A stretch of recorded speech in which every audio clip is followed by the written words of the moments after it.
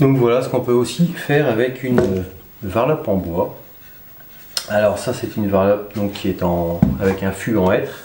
C'est un modèle anglais que j'ai trouvé sur eBay.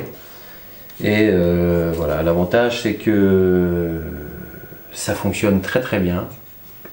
Je dirais que le problème c'est de savoir les régler.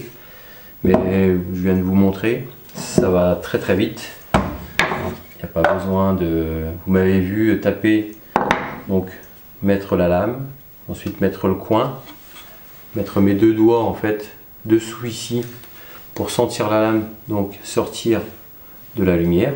La lumière c'est ce qu'il y a, c'est cette partie là.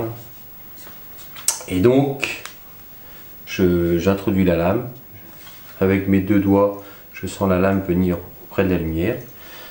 Je mets le coin et puis ensuite je tapote sur le coin pour venir caler la lame.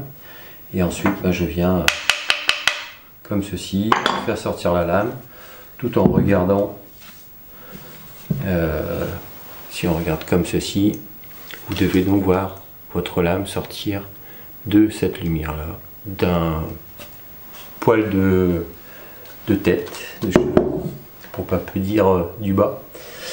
Donc voilà, et ensuite on vient bien caler le coin et puis on fait des essais. Et puis s'il y a besoin de ramener la lame, alors certains tapent ici, moi je tape sur le dessus tout simplement. D'ailleurs vous trouverez certains rabots avec une bague, un écusson soit en bois, soit en laiton, en fer, voilà, pour pouvoir justement taper dessus et éviter d'abîmer le fût. Voilà, c'est assez simple, vous voyez. Alors pour ce qui est du fer, donc là on est sur du fer anglais, donc je vous montre, pas si on voit bien. Voilà, donc on a quand même un fer et un contre-fer. Et au niveau de l'épaisseur du fer, voilà, c'est vraiment quelque chose de très très épais. En fait, il est effilé. On voit qu'il est assez fin sur cette partie-là, et au fur et à mesure, il devient de plus en plus épais. Je vais vous montrer ça.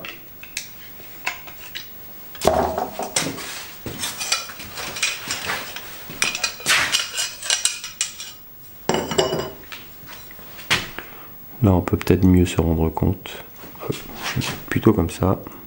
Voilà. Alors, justement, on n'est peut-être pas obligé d'investir des sommes folles dans une varlope. Hein. Ce genre de choses-là, on peut trouver ça pour 10 livres, avec 10 ou 15 livres de frais de port. Bon, les frais de port sont de plus en plus importants, je trouve, même en Angleterre. On avoisine facilement les 20 livres. Mais bon, pour 30 livres, vous n'aurez jamais une numéro 7 ou une numéro 8. Donc, si c'est simplement pour faire un champ, bon, par contre, je ne vais pas vous cacher que quand celle-là je l'ai reçue, il y avait tout à refaire. Alors pour l'instant je me suis pas trop cassé la tête, j'ai simplement passé un coup de rabot sur la semelle.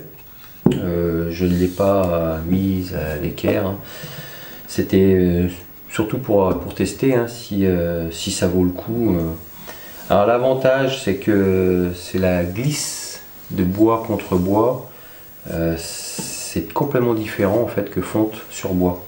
Là, on n'est pas obligé, entre guillemets, de prendre un morceau, là c'est de la cire de carnauba, qu'on vient passer ici, voilà, sur les rabots en fonte pour la glisse, c'est ce qu'on fait. À la rigueur, on peut passer ce genre de choses-là au début. L'avantage, c'est que ça va partir dans les pores, et puis votre semelle sera lustrée entre guillemets en permanence, quoi. Donc la glisse est différente. Je sais que j'ai Alors numéro 35 de chez Stanley.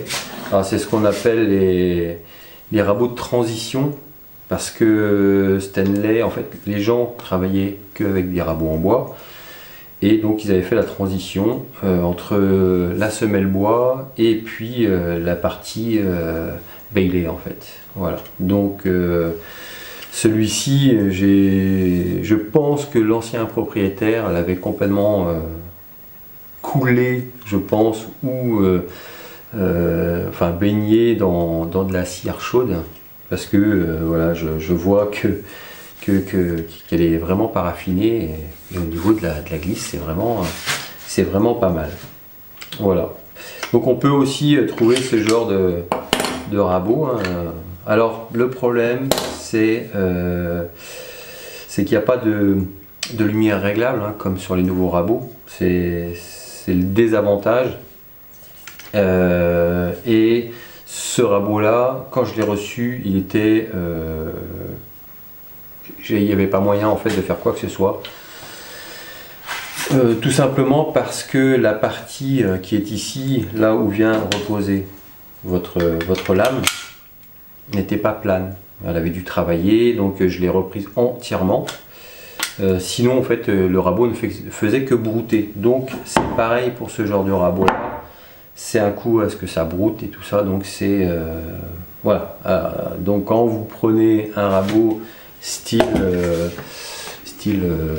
numéro 4,5, enfin tous les rabots en fonte, vous n'aurez pas ce problème là, parce que la fourchette, hein, là où est posé le fer, normalement il n'y a pas de souci, c'est usiné, donc c'est plat, normalement c'est plat.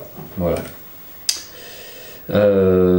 C'est un petit peu tout ce que je voulais dire, mais voilà, vous avez quand même la possibilité pour 3 fois rien d'avoir ce genre de rabot là, pour éviter de vous acheter par exemple numéro 7 ou numéro 8 qui coûte assez cher, quoi. Que ce soit en vieux Stanley, Record ou même des rabots qui se font maintenant, hein, pour pas citer la marque du numéro 1 et puis d'autres. Voilà. Sur ce, merci d'avoir regardé cette petite vidéo explicative entre guillemets, et puis bon achat à vous. Kenavo.